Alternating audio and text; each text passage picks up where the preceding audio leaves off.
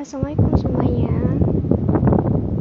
Perkenalkan, nama saya Nurjana dari Dema Fuad IAIN Pontianak. Di live IG kali ini kita bakal melanjutkan tentang program Kenal Prodi Kita series 3. Nanti kita bakalan bersama narasumber kita dari manajemen dakwah, Ferry Firmansyah. Sambil menunggu materi, saya sapa dulu ya.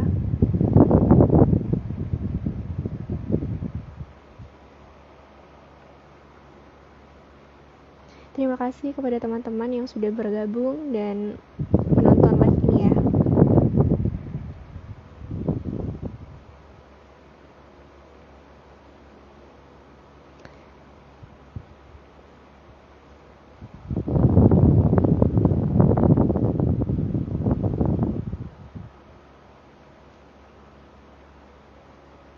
Oh, suara kipasnya masuk ke mic.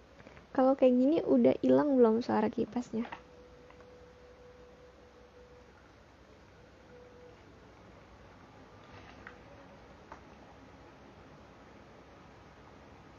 Masih ada ya? Oke, dimatiin aja. Terima kasih. Ifah, iya, oke. Terima kasih udah bilang.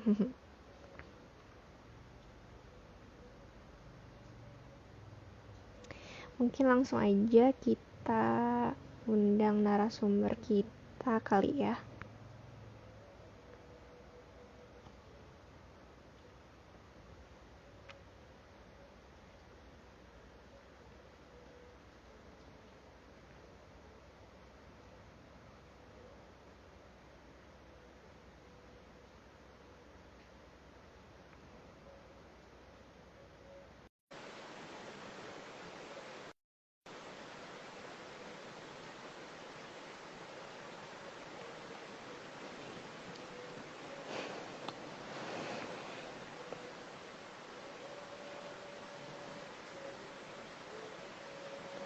Diman.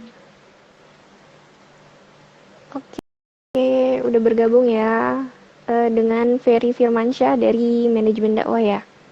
Iya kak, benar kak. Suaranya kedengaran jelas nggak? Insya Allah jelas kak. Oke. 5 menit lagi mau jam 8. Atau boleh aja langsung kita mulai aja ya. Iya, kak, silakan.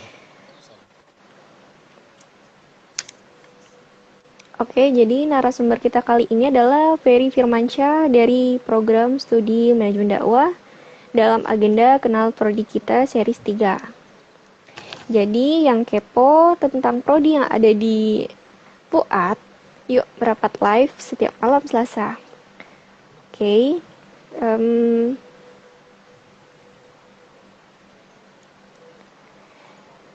Jadi bagaimana nih rasanya menjadi narasumber kita di Kenal Prodi Kita di Dema Fuad? Langsung aja ya kak. Ya, dengar nggak? Bagaimana rasanya menjadi narasumber ketika kenal di Prodi kita? Insya Allah jelas kak. Jadi Bismillahirrahmanirrahim. Assalamualaikum warahmatullahi wabarakatuh. Baiklah, jadi Jadi sebelumnya saya Bisa. akan memperkenalkan diri dulu terlebih dahulu ya Kak. Ya, perkenalkan nama saya Ferry Firmansyah dari Prodi Manajemen Dakwah, itu angkatan 2020. Jadi sebelumnya saya juga mengucapkan terima kasih dari Dema Fuad yang telah mengadakan kegiatan seperti ini untuk memperkenalkan prodi dari Fakultas Fuad gitu Kak. Jadi saya juga mengucapkan terima kasih kepada teman-teman HMPS Manajemen Dakwah yang sudah mempercayakan saya untuk sebagai narasumber pada malam hari ini. Jadi untuk itu saya juga mengucapkan mohon maaf juga untuk abang-abang dan kakak-kakak dari Prodi Manajemen Dakwah, yaitu ngapa saya jadi narasumbernya gitu. Sedangkan saya ini baru mahasiswa baru, dianggap mahasiswa baru gitu ya Kak, baru angkatan 2020. Jadi gimana perasaannya, Ya. perasaan saya jadi narasumber pada malam hari ini? Ya, sebenarnya udah dihubungin Kak Miftah sebelumnya, yaitu udah jauh-jauh hari. Sebenarnya itu tanggal 29 gitu Kak, live IG-nya. Lalu tiba-tiba Kak Miftah bilang, kita live IG hari Selasa ya Bang Ferry gitu ya. Lalu ya saya perasaannya deg-degan gitu Kak, karena baru baru Hmm. pertama kali gini ikut apa live IG gitu Kak. Mungkin itu aja Kak.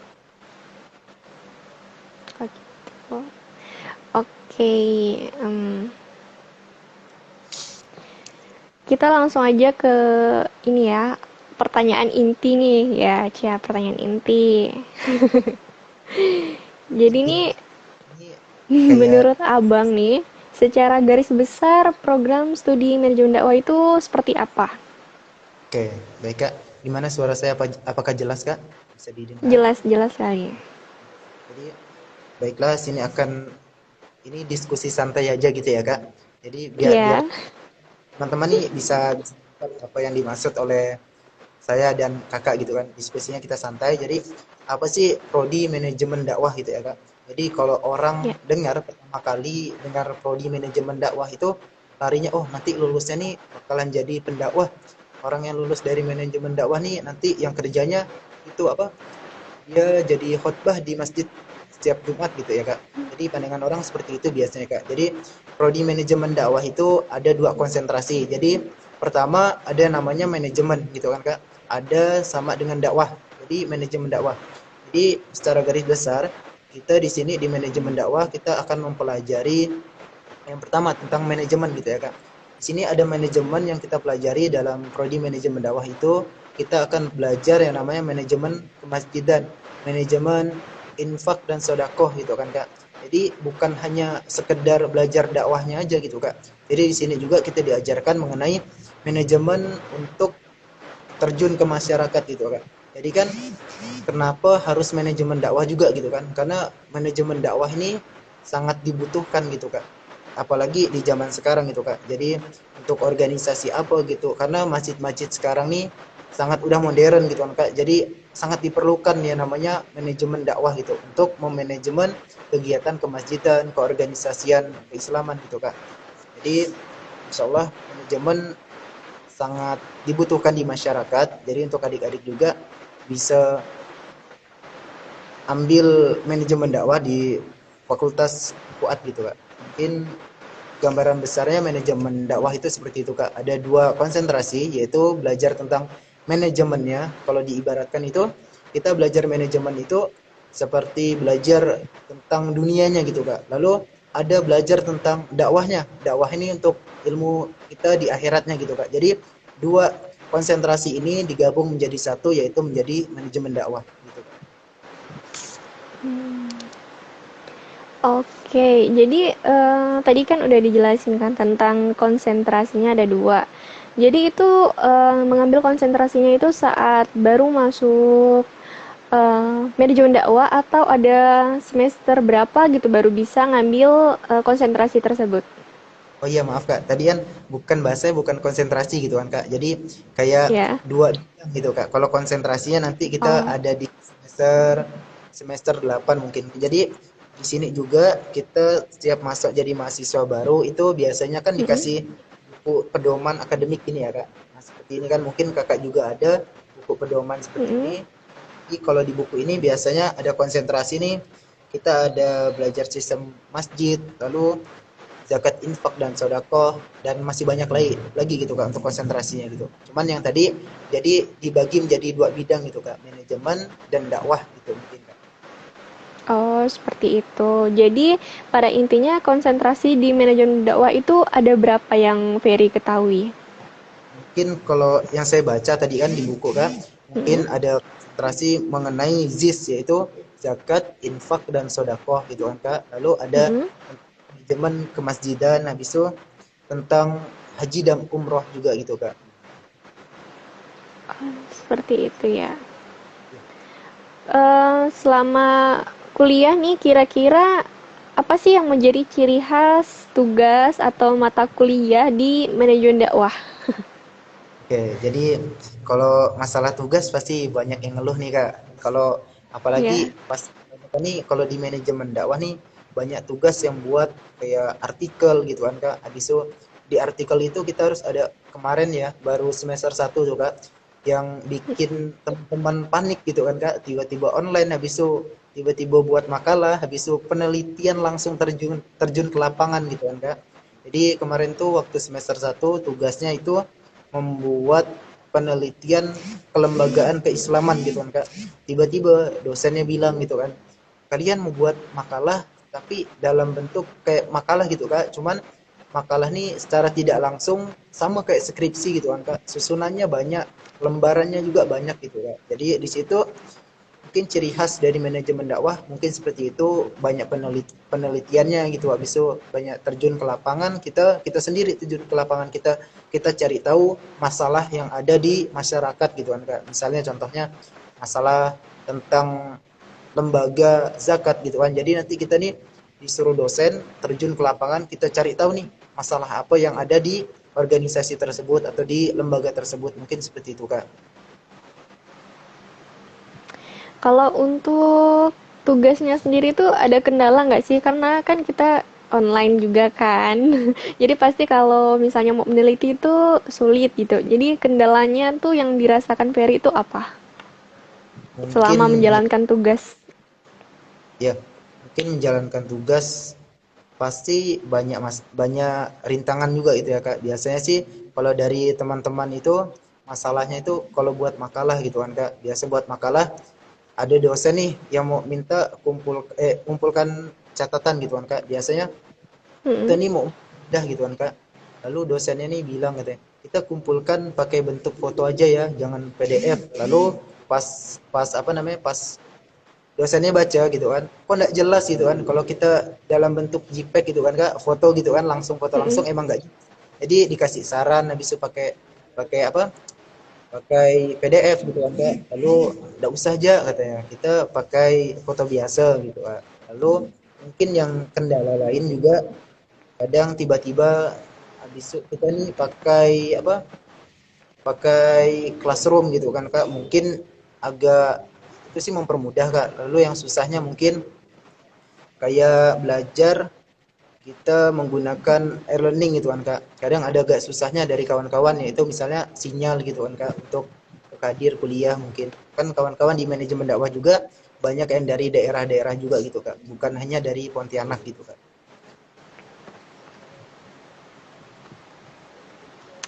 Oke. Ya sih, itu kendala besar ya. Kalau e-learning susah diakses untuk para mahasiswa. Nah, lanjut.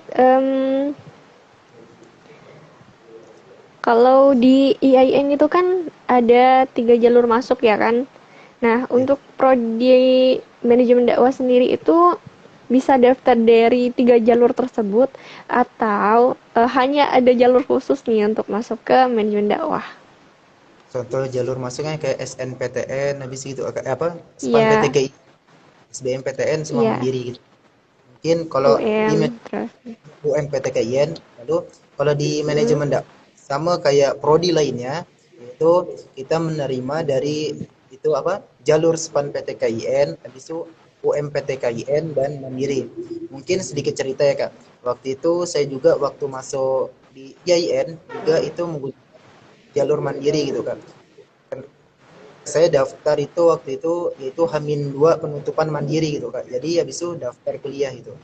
Jadi untuk teman-teman juga kan sekarang yang SPAN PTKIN sudah tutup, PTKIN sudah tutup juga pendaftarannya. Jadi untuk teman-teman yang SMA, baru lulus SMA, belum ada memilih prodinya atau memilih jurusan atau belum belum punya pandangan untuk lanjut kemana. Jadi untuk adik-adik juga bisa ngambil ke prodi manajemen dakwah dengan jalur mandiri gitu Kak. Masih banyak kesempatan, mungkin ada 60 lowongan lagi, 60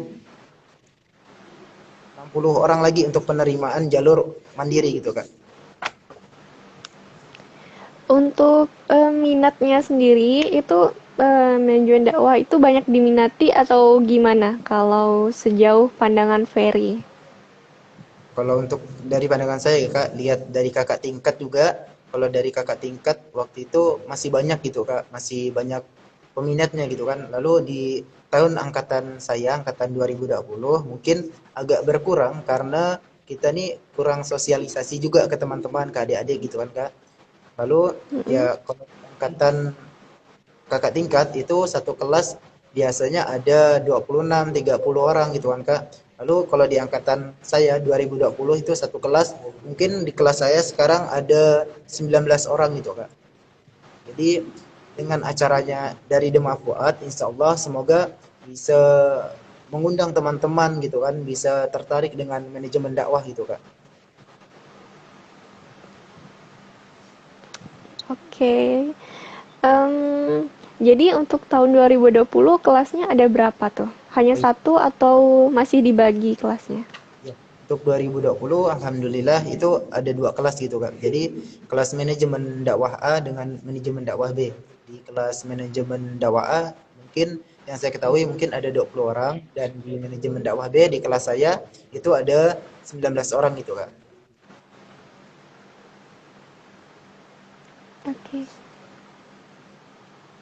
Jangan tegang ya. Mungkin ya Kak, sebelumnya kan saya juga belum kenal dengan Kakak nih namanya siapa, boleh Kakak Ya. memperkenalkan diri terlebih dahulu juga kan dari prodi mana gitu Oh kan mungkin iya. teman-teman silakan Kak.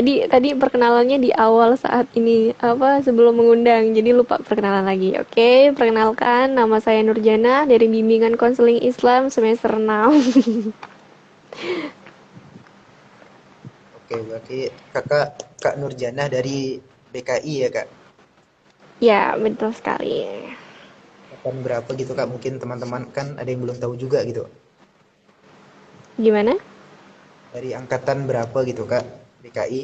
Oh, angkatan 2018 konsentrasi perkawinan.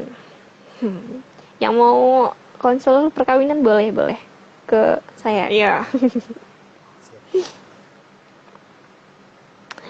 Em, Kalau misalnya eh, ada nggak sih penyesalan pas masuk nih? eh Ih, kayaknya salah jurusan deh, kayak gitu. Ada sempat mikir kayak gitu nggak pas masuk manajemen dakwah? Oh iya Kak, mungkin kalau saya dengar cerita dari kawan juga kan atau dari saya juga, mungkin kan di manajemen dakwah mungkin orang kalau lihat pandangannya nih belajar manajemen sama dakwah gitu kan Kak. Lalu tiba-tiba kan masuk manajemen dakwah, kadang waktu SMA kan mikirnya masuk manajemen dakwah nih nggak ketemu bahasa Inggris gitu kan Kak. Lalu masuk Mm-mm. manajemen kaget tiba-tiba justru bahasa Inggris nih jadi 4 pertemuan gitu Kak. Semester 1 ada bahasa Inggris, semester 2 bahasa Inggris, semester 3 bahasa Inggris, dan semester 4 bahasa Inggris gitu kan. Itu kayak kaget gitu sama teman-teman kan. Wih, ternyata ada bahasa Inggris juga gitu kan. Lalu ada belajar juga bahasa Arab gitu kan. Belajar bahasa Arab. Lalu karena saya dulunya waktu saya ini SMA gitu Kak, bukan dari lulusan pondok Mm-mm. pesantren gitu. Di SMA mungkin kaget gitu Kak, masuk manajemen dakwah tiba-tiba belajar bahasa Arab, mungkin itu yang bikin kaget gitu Kak. Lalu di manajemen dakwah juga saya baca di buku tuh ada kita belajar di semester 6 itu tentang statistik gitu Kak. Jadi bukan hanya manajemen masjid dan jadi kita belajar tentang statistik. Kayaknya mungkin narasumber kesulitan sinyal ya. Lalu yang menarik tuh Mohon Kak di maaf, ya, bisa diulang nggak? Soalnya tadi kayaknya gangguan sinyal deh. iya Kak. Nah, mungkin di manajemen dakwah kan ada belajar bahasa Inggris gitu Kak, ada belajar bahasa Arab juga. Bisa ada belajar tentang perbandingan agama gitu kan Kak. Jadi di manajemen dakwah kita juga bisa mengetahui agama-agama yang ada di Indonesia gitu Kak. Jadi kita belajar tentang perbandingan agama, ada belajar tentang usul fikih, ada belajar tentang akhlak tasawuf, mungkin seperti itu Kak. Kalau di manajemen dakwah itu ada nggak sih kayak statistika gitu? Biasanya kan dihindarin gitu kan. Mau masuk ini ya, palingan nggak ada nih jurusan apa makul ini gitu. Gimana tuh? Oke, kalau di manajemen dakwah itu ada juga belajar tentang statistik Kak. Mungkin di semester 6 gitu Kak. Kita akan belajar statistik itu di semester 6 gitu. Jadi insya Allah lah kalau kita masuk manajemen dakwah itu lengkap Kak, semua materi ada gitu kan. Statistik juga kita belajar di situ kan. Mungkin teman-teman mungkin nggak tahu gitu kan. Ada Bang Yoga juga nih bilang nih semester akhir katanya. Jadi statistik kita belajar di semester akhir gitu Kak. Oke, yoga. Selamat bergabung yoga, Bang Yoga ya. Semester itu kelas A Kak mungkin. Di semester akhir. Jadi untuk mata kuliahnya sendiri itu sampai semester berapa sih? Tadi kan ada dibilang kalau semester 8 tuh masih ada gitu. Jadi sebenarnya mata kuliahnya ini sampai di semester berapa gitu? Untuk mata kuliah ini sampai semester 6 di sini, Kak. Jadi di buku sini diketerangkan sampai semester 6 itu, Kak. Jadi semester 7 kan kita udah masuk ke skripsi, KKL, PPL dan lain-lain Mm-mm. gitu, Kak. Lalu ya mungkin sampai semester 7 gitu, Kak. Jadi Oke. untuk teman-teman juga, jadi di manajemen dakwah juga kita nih diajarkan mengenai dakwah. Jadi dakwah itu bukan sekedar kita berbicara di depan gitu kan, bukan di depan mimbar aja, lalu bukan ceramah di tempat umum gitu kan. Jadi di manajemen dakwah juga kita belajar mengenai dakwah itu dari berbagai multimedia gitu kan. Kita di sini juga diajarkan dakwah melalui media sosial gitu Kak. Jadi di semester 2 juga kita udah masuk materi tentang belajar berdakwah itu melalui multimedia gitu Kak. Jadi dari IG, dari WA atau dari Facebook gitu Kak. Jadi kita diajarkan juga bagaimana cara berdakwah melalui sosial media gitu Kak. Bukan sekedar hanya dakwah di muka umum, dakwah di mimbar gitu Kak. Oke, kalau kan baru masuk gitu kan, bisa nggak nih kayak kasih tips untuk maba nih atau yang baru daftar gitu kan di manajemen dakwah gitu maksudnya tips untuk maba lah intinya yang akan masuk nanti itu gimana? Oke, baiklah. Atau mau Jadi promosi mungkin boleh. oke gitu Kak. Jadi untuk mahasiswa baru intinya kalau kuliah di manajemen dakwah itu kalau disampaikan oleh almarhum ibu ibu yang ngajar bahasa Inggris waktu yang kemarin meninggal karena COVID yang saya tangkap dari beliau itu Memordah ya. memoirnya Kak. Jadi waktu itu ceritanya saya jadi PJ Kak, PJ bahasa Inggris beliau juga. Mm-mm. Pesan yang saya tangkap dari memoirdah itu kita kalau kuliah itu jangan banyakin beban gitu kan. Intinya kita kuliah ini yaitu kita ikuti mata kuliahnya, kita absen, kita ngerjakan tugas, insya Allah kita pasti dilancarkan, nilai kita aman gitu Kak.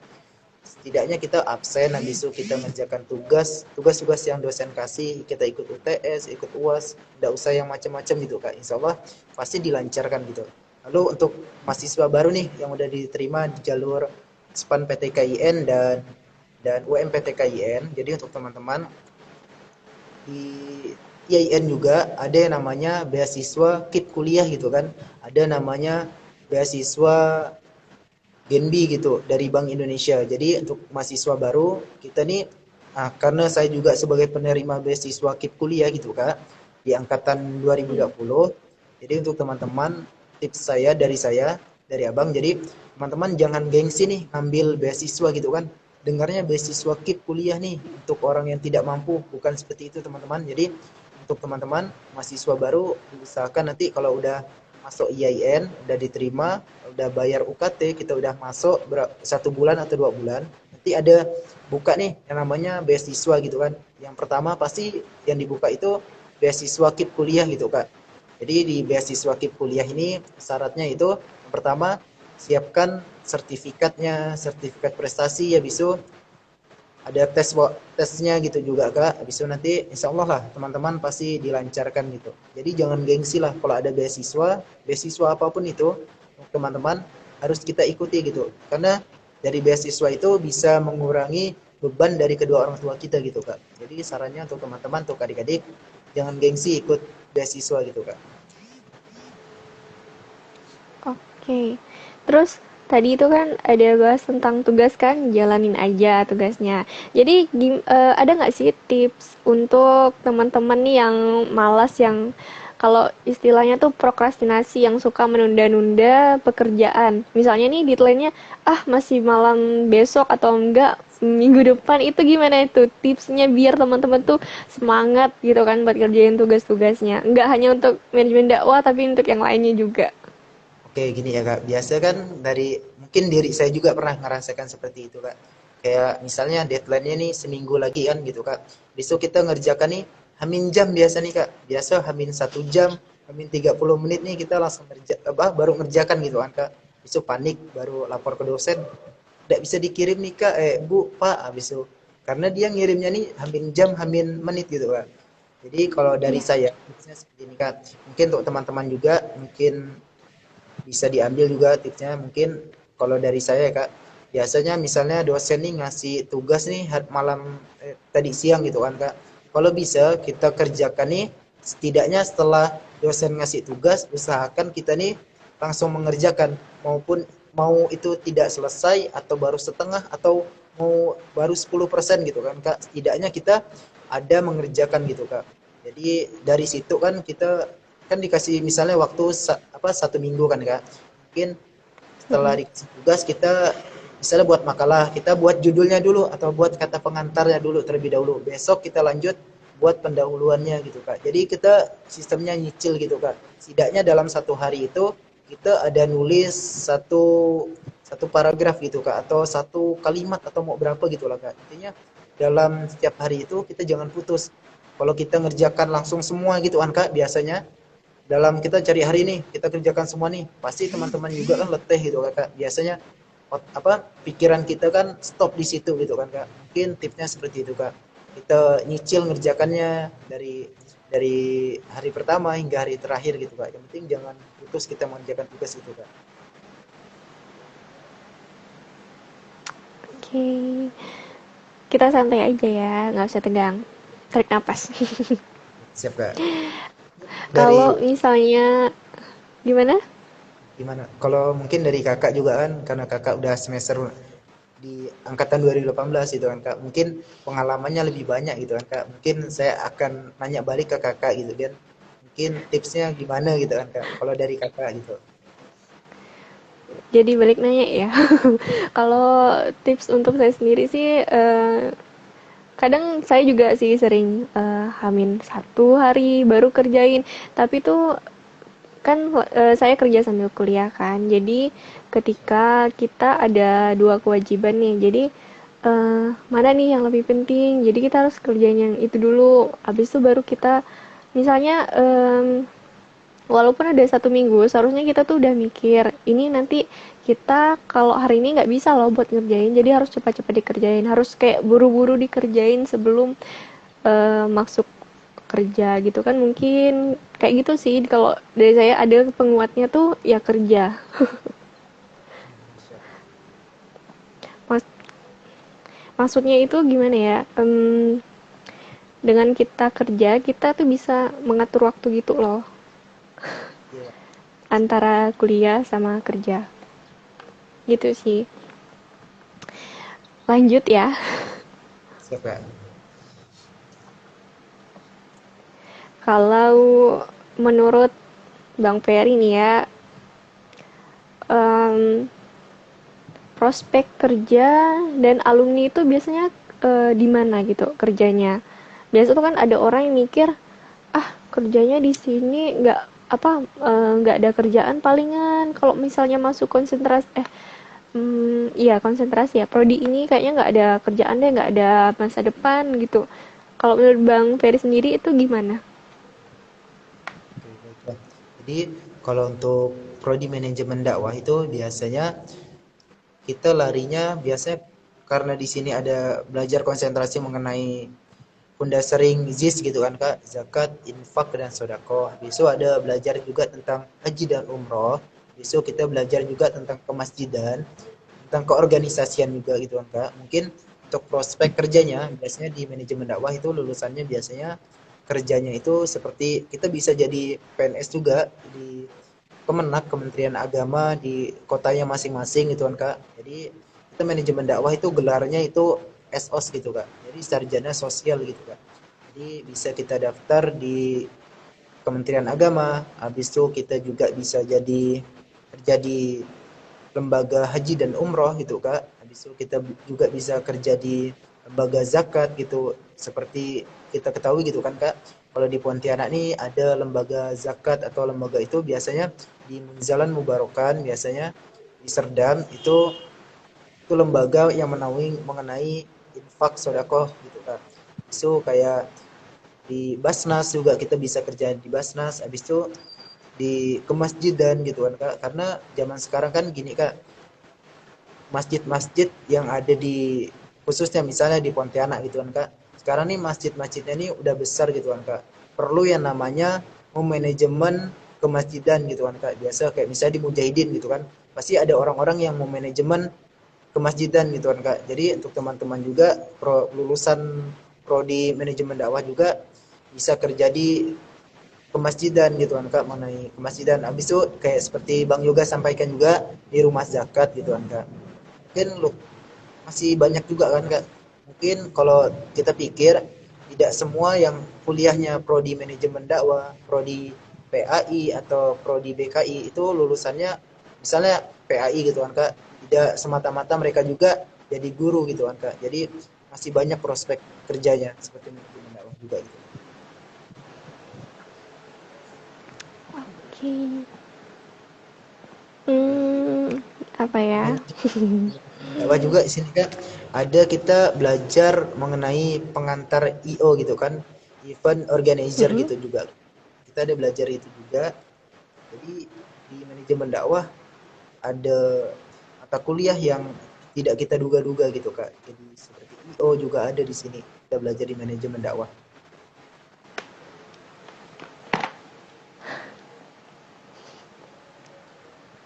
Bentar. Oke. Kalau misalnya rencana atau harapan Bang Ferry setelah lulus kuliah di program studi manajemen dakwah itu gimana? Oke, baiklah. Jadi kalau untuk dari saya gini kan, karena saya kerja apa mengambil prodi manajemen dakwah karena sekarang nih kita nih tugasnya mahasiswa yang baru semester semester 2 semester 3 semester 4 atau semester 6 gitu kan Kak. Jadi sekarang nih tugas kita nih mencari yang namanya relasi atau kita mencari namanya jaringan gitu kan Kak. Jadi tugas sekarang kita nih kita nyicil nih, kita cari jaringan gitu kan.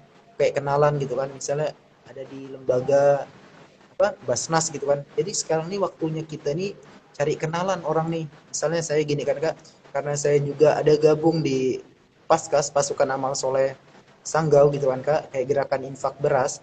Jadi dari udah di semester 2 nih saya nih udah punya pandangan saya lulus nih mau lari kemana gitu kan. Karena saya udah membangun jaringan dari sekarang dari semester 1 lalu kita saya nih ada bangun apa cari jaringan gitu kan dari kayak ada BMI Baitul Munzalan Indonesia gitu kan yang ada di Pontianak gitu kan kayak lembaga zakat infak gitu kan Kak. Jadi sekarang nih saya nih udah punya pandangan gitu. Jadi setelah saya lulus saya bisa kerja di BMI Baitul Munzalan Indonesia di Pontianak gitu kan Kak. Jadi dari sekarang kita punya kita susun untuk apa untuk lulusnya nanti kita mau kemana gitu kan Kak. Eh, Bagi teman-teman yang mungkin mau bertanya untuk program studi manajemen dakwah boleh ya di list di kolom komentar. Siapa tahu ada yang ingin bertanya, terus eh, unek-uneknya gitu kan, boleh disampaikan di kolom komentar, ditanyain buat Bang Ferry kita. Oke, Em,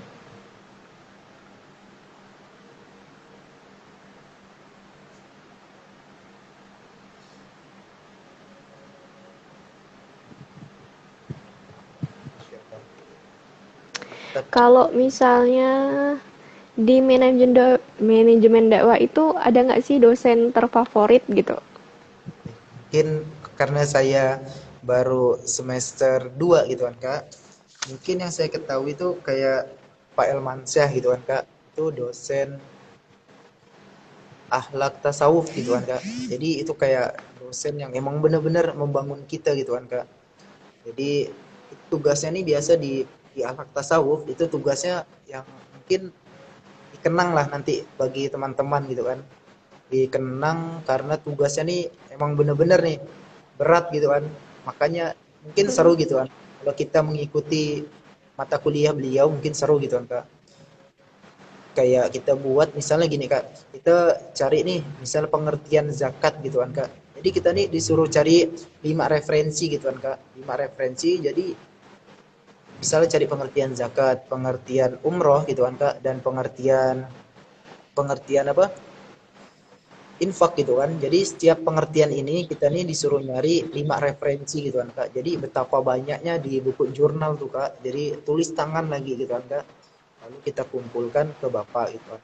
Jadi mungkin itu yang dikenang lah Kak, Pak Ilmansah. Habis itu ada nih Bang Yoga juga bilang Pak Ali usul fikih. Nah, mungkin beliau juga seru nih Kak, dosennya santai. Mungkin sangat santai lah. Mungkin pasti kalau teman-teman masuk manajemen dakwah ada masuk dengan dosen yang namanya Pak Ali Mukhtar, mungkin keren lah. Jadi teman-teman ini sangat diapresiasi gitu kan. Gampang membaur gitu Kak. Jadi ada candaannya juga, ada sesi tegangnya juga gitu kan Kak. So apalagi mata kuliah Pak Ali kan biasanya nih kita nih absen nih di grup WA. Biasa kan dosen yang lain nih tegang gitu kan Kak. Kita absen sebutkan namanya gitu kan. Nama misalnya nama saya Mm-mm. Ferry Firmansyah, Pak gitu kan. Kalau di Pak Ali nih seru Kak. Kita absennya misalnya kita absen coba kirim emot love gitu kan Kak. Jadi absennya pakai love gitu Kak semua. Jadi mahasiswa love-nya harus hijau gitu kan Kak, pakai love gitu. Mungkin dengan cara itu dosen ini lebih dekat dengan kita Kak. Mungkin lebih asik gitu kan Kak. Kadang dengan Pak Ali juga kita ngajak ngopi bareng gitu kan Kak ke kafe. Jadi di manajemen dakwah insya Allah dosen-dosennya gitulah Kak. Dari ngajak ngopi, kita nih bukan biarkan online gini. Jadi teman-teman yang ada di Pontianak diajak dosen nih, kita ngopi yuk, benar-benar ngopi kan, kita bercandaan gitu kan. Jadi tidak ada tegang-tegangnya di manajemen dakwah. Insya Allah gampang membaur lah sama dosen. Ya, mungkin gitu Kak. Mungkin ya Pak Ali sih Kak. Kalau dari Bang Yoga mungkin kan lebih dikenang dengan Pak Ali. Mata kuliahnya asik gitu Kak. Oke, ada yang bertanya nih dari Mifta Laidrus ya. Nah, itu dia nanya, bisa dijelaskan sedikit nggak sih karakteristik dosen di manajemen dakwah? Masya Allah. Karena saya online gitu kan Kak. Mungkin Ya. mungkin ada Bu Fatma mungkin ya. Teman-teman pasti kenal dengan Mm-mm. Bu Fatma. Waktu itu kan ada bilang nih, kita mata kuliah Bu Fatma kita ngirimnya lewat email gitu kan. Jadi kita kuliah nih lewat email gitu Kak. Nggak ada WA, nggak ada apa gitu kan. Pas semester 2 ini Kak, Bu Fatma. Jadi kita lewat email, pertama ngirim lewat email dan tugasnya gitu. Lalu kalau ciri khas dari Bu Fatma nih pas lagi nerangkan penjelasan gitu, dia nih emang bener-bener serius gitu Kak, nggak ada yang nama bercandaan gitu kan Kak. Jadi kita harus serius mendengarkan apa yang beliau sampaikan gitu. Itu ada dosen lagi yang siap kita meet itu harus open kamera gitu kan Kak. Mungkin Bu Fatma ada, lalu dosen bahasa Indonesia Pak Pak siapa lupa saya Kak. Lalu oh iya Kak, ada mata kuliah ilmu dakwah mungkin teman-teman kenal dengan kaprodi kita yaitu Bu Santa Rusmalita mengajarkan ilmu dakwah gitu kan. Mm-mm. Mungkin beliau juga asik gitu Kak. Biasanya kita dibawa cerita dulu gitu kan Kak mengenai apa gitu. Cerita sehari-hari dulu ditanya kabar, habis itu kita baru masuk materi gitu Kak. Bu Santa Rusmalita yaitu kaprodi manajemen dakwah gitu Kak. Oke. Kalau untuk keprodinya sendiri tuh, menurut Ferry tuh asyik nggak? Misalnya, selain dari luar ini deh, dari mata kuliah gitu, gimana? Oh iya Kak. Karena saya juga gabung di HMPS Manajemen Dakwah yaitu mungkin adik yang SMA mungkin baru tahu ada namanya prodi manajemen dakwah itu ada namanya HMPS gitu Kak. Kalau mungkin kalau di SMA itu seperti OSIS gitu Kak. OSISnya gitulah. Jadi karena saya gabung di HMPS Manajemen Dakwah bagian pendiklat, pendidikan akhlak dan karakter. Jadi waktu itu ngadakan acara nih halal bihalal gitu kan di Pontianak gitu kan. Besok kita nih kunjungan ke rumah kaprodi kita yaitu Bu Santa gitu kan Kak. Jadi ngobrol sama Bu Santa gitu. Orangnya asik gitu Kak. Gampang membaur. Beliau nih terbuka gitu Kak. Jadi menerima aspirasi dari teman-teman maupun itu aspirasi yang membangun atau seperti apa. Jadi beliau nih terbuka gitu Kak. Jadi apa yang kita sampaikan misalnya ada masalah nih di manajemen dakwah nih kurangnya ini gitu kan Kak. Masih kurang kegiatan ini yang mungkin bisa disampaikan melalui HMPS. Nanti HMPS akan menyampaikan ke Bu Santa. Jadi insya Allah Bu Santa itu terbuka orangnya Kak. Jadi menerima aspirasi teman-teman atau masukan teman-teman gitu juga. Mungkin lebih keterbuka gitu Kak. Selama Ferry kuliah itu ada nggak kira-kira dosen yang mungkin kurang berkenan di hati atau nggak peraturannya kurang berkenan gitu kan? Ya mungkin waktu mata kuliah bahasa Indonesia gitu Kak semester 1 tuh Kak. Saya lupa nama Mm-mm. dosennya. Habis itu ini yang lebih lebih nyakitin gitu kan Kak. Baru masuk nih, baru bukan cerita jeleknya beliau gitu ya Kak. Mungkin kayak cerita tegang kita lah waktu semester 1 gitu kan Kak. Baru masuk semester 1 habis itu mata kuliah beliau nih bahasa Indonesia. Baru hari pertama kita masuk kan biasa dosen yang lain nih Kak. Kita perkenalan dulu, habis itu kita sesi tanya jawab gitu kan Kak. Habis itu beliau nih tiba-tiba ngirim Mm-mm. tugas nih Kak. Coba kalian tuliskan pengalaman kalian, apa diri kalian, asal dari mana, dibuatkan cerita, lahir di mana, tinggal di mana, SMA di mana, dibuatkan cerita yaitu dengan 1.000 kata gitu kan Kak.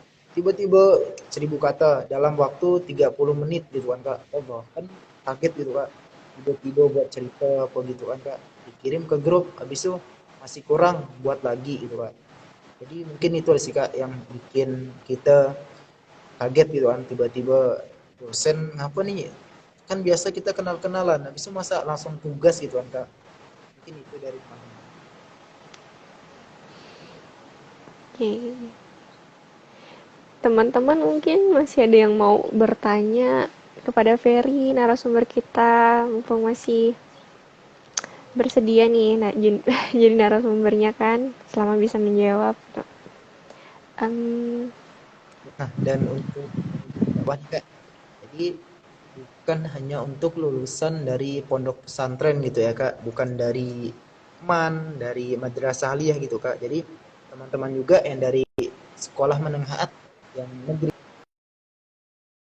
sekolah SMA habis itu yang biasa gitu Kak bukan pondok pesantren bukan dari MAN jadi teman-teman juga nih bisa masuk ke prodi manajemen dakwah kayak dari saya gini kan Kak kalau saya ini lulusan dari SMA Negeri 1 Sanggau gitu kan Kak jadi kita juga bisa masuk prodi manajemen dakwah gitu di manajemen dakwah semuanya bisa masuk bukan hanya lulusan dari pondok pesantren atau dari MAN gitu kan bukan dari latar agama yang sekolahnya dulu waktu SMA itu agama gitu kan jadi kita juga dari SMA juga kita bisa masuk nih ke prodi manajemen dakwah gitu kan. di manajemen dakwah sendiri itu ada daya tarik nggak gitu, menurut Ferry?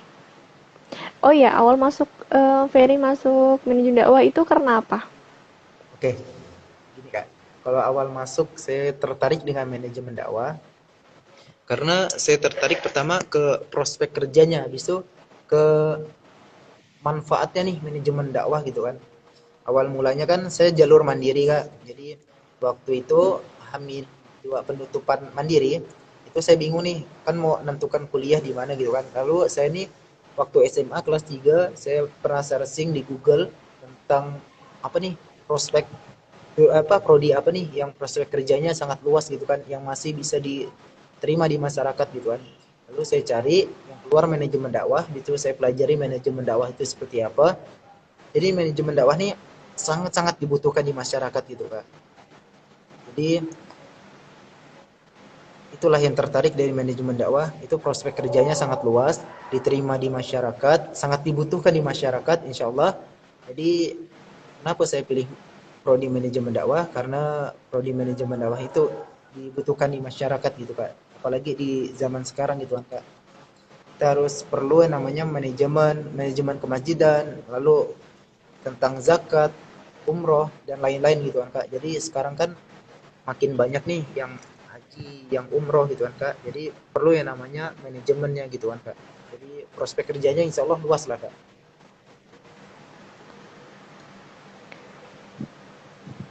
Oke. Hop, bentar.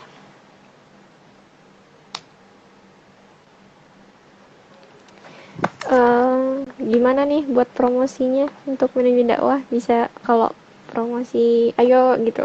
Mungkin kan HMPS kan ya. Gimana nih promosinya manajemen dakwah?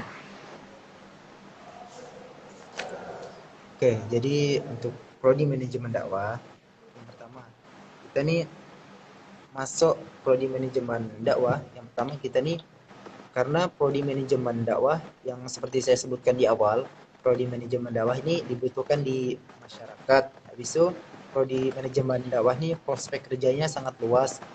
Habis itu prodi manajemen dakwah juga untuk teman-teman kita nih belajar dua bidang gitu kan. Kita belajar manajemen, kita belajar dakwahnya juga. Itu mungkin yang tertarik karena untuk teman-teman masuk prodi manajemen dakwah karena kita belajarnya itu dua aspek itu. Kita belajar tentang dunianya itu tentang manajemennya, manajemen yang ada di kehidupan kita sehari-hari gitu kan Kak. Habis itu dakwahnya kita belajar mengenai bagaimana kita cara berdakwah di masyarakat gitu kan. Dakwah dari media sosial atau dakwah secara langsung juga kita diajarkan nih. Apalagi di zaman sekarang kan teknologi makin canggih gitu kan Kak. Banyak sekali konten-konten yang masih kurang kreatif gitu kan Kak. Jadi fungsi manajemen dakwah juga di sini kita menyebarluaskan dakwah kita yaitu melewati sosial media gitu kan. Mungkin kita karena kedepannya nih teknologi makin canggih nih Kak. Jadi prodi manajemen dakwah insya Allah kita akan menciptakan lulusan-lulusan yang bisa terjun ke lapangan gitu kan Kak. Apalagi di dakwahnya itulah jangan diragukan untuk dakwahnya insya Allah kita akan tampil di nanti setelah lulus gitu kan Kak untuk prodi manajemen dakwah. Mungkin itu Kak.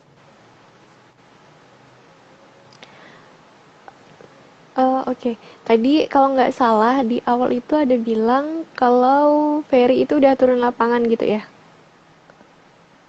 Oh iya Kak, yang penelitian gitu kan Kak. Ya. Itu ada kendalanya nggak ketika memanajemen dakwah kepada langsung turun ke lapangan gitu? Misalnya ada jamaah yang kadang suka ngeyel atau gimana tuh? Ya, kalau yang saya waktu itu semester satu tuh Kak mengenai penelitian mengenai gerakan infak beras Kabupaten Sanggau gitu Kak, GIP gitu Kak. Habis Mm-mm. itu susahnya tuh gini Kak, mungkin dari teman-teman kan banyak yang dari kampung nih Kak, karena kalau di kampung nih kayak kelembagaan keislaman itu nggak ada gitu kan Kak, jadi susahnya tuh kita pergi ke kota gitu Kak, jadi kita kalau saya kan dari kampung ke kotanya itu sekitar 2,5 jam gitu kan Kak, jadi saya harus perlu ke kotanya gitu Kak, saya harus meneliti bagaimana gerakan infak beras gitu kan, awal mulanya berdirinya gitu kan Kak. Lalu kalau yang seperti kakak sebutkan tadi kan bagaimana jemaahnya gitu kan. Mungkin penelitiannya lebih ke masjid gitu kan Kak, sistem kemasjidannya. Biasa sih kalau emang ada sih Kak di setiap masjid itu pasti ada pro dan kontranya, pasti ada kubu A dengan kubu B gitu biasanya kan Kak. Jadi kita juga diteliti situ tuh, bagaimana jamaah yang ini nih gimana, habis itu jamaah yang A yang B ini seperti apa. Jadi harus kita teliti nih, kita pelajari, habis itu kita pelajari manajemen kemasjidannya. Mungkin kenapa di setiap masjid di zaman sekarang ya Kak, biasanya masalah di masjid-masjid yang ada di Pontianak atau di khususnya di Pontianak gitu lah Kak. Kalau saya dengar, saya teliti gitu kan Kak, saya tahu dari masjid A, masjid B, saya cari tahu gitu kan Kak. Mungkin masalahnya itu sama, satu Kak. Masalah dari kemasjidan itu yang pertama itu terbentuknya dua kubu ya Kak. Biasa ada kubu kontra dengan Mm-mm. pro kontra gitu kan Kak. Jadi di sini karena saya juga tinggal di masjid gitu kan Kak. Sekarang tinggalnya di masjid di Sungai Jawi, mungkin teman-teman ada yang belum ada yang ingin sharing dengan saya juga. Saya tinggalnya di Sungai Jawi di Jalan Ujung Pandang, Pontianak Kota gitu. Masjid Al Ihsan di depan lapangan bola. Kalau saya teliti, karena zaman sekarang mengenai masjid itu terbagi menjadi dua pro dan kontra gitu kan Kak. Jadi di sini juga di manajemen dakwah kita nih diajarkan nih cari tahu masalahnya apa sih di setiap masjid, kenapa bisa terbentuk dua kelompok gitu kan Kak. Kelompok yang mendukung kegiatan masjid, ada kelompok yang hanya berbicara di belakang aja gitu kan. Jadi kita diajarkan bagaimana kita menyelesaikan solusi yang ada di masjid-masjid yang ada di Pontianak atau di daerah-daerah kita gitu kan Kak. Insya Allah kita diajarkan gitu kan. Karena yang saya ketahui mungkin seperti itu Kak. Di setiap masjid pasti ada dua kubu gitu kan Kak. Jadi tugas kita di sini mencari tahu apa masalahnya gitu kan Kak. Mungkin itu Kak. Oke. Okay. Teman-teman udah nggak ada yang ingin ditanyakan ya? Mungkin udah nggak ada ya.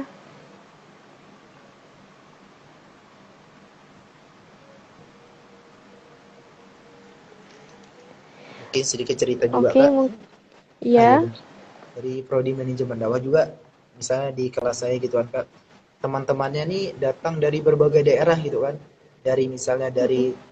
dari sebuah pulau gitu kan Kak. Beliau nih harus datang ke Pontianak nih dalam waktu satu hari, satu malam gitu kan Kak. Jadi orang yang jauh aja gitu kan dari misalnya dari Pulau Karimata gitu kan Kak. Dia nih kok bisa tahu apa yang namanya prodi manajemen dakwah gitu kan. Jadi dia bilang juga kan sangat penting nih. Fair katanya. Dia cerita sama saya gitu kan Kak. Prodi manajemen dakwah ini sangat penting Bang katanya. Itu karena di kampung saya di mana gitu kan yang namanya manajemen kemasjidan, manajemen apa gitu kan mengenai dakwah-dakwah gitu Kak. Karena sangat dibutuhkan nih. Jadi beliau nih dari Karimata, dari pulau jauh-jauh datang ke Pontianak masuk IAIN itu hanya ingin masuk prodi manajemen dakwah karena manajemen dakwah itu dibutuhkan di masyarakat. Mungkin seperti itu Kak. Oke. Okay. Terima kasih kepada em, Ferry Firmansyah ya, Ya, yang udah mau jadi narasumber Dema Fuad di Kenal Prodi kita kali ini. Makasih banyak atas sharing santainya gitu ya. Em, Maaf jika ada kesalahan kata dari saya sendiri ya. ya Kak. Mungkin kita akhiri saja live ini. Jadi terima kasih kepada teman-teman yang udah nonton kurang lebih 1 jam ya. Mohon maaf atas kesilapan kata yang disengaja maupun tidak. Saya Nurjana pamit undur diri. Terima kasih narasumber. Saya kira ya. Assalamualaikum warahmatullahi wabarakatuh. Waalaikumsalam warahmatullahi wabarakatuh. Syukran Kak. Terima kasih ya.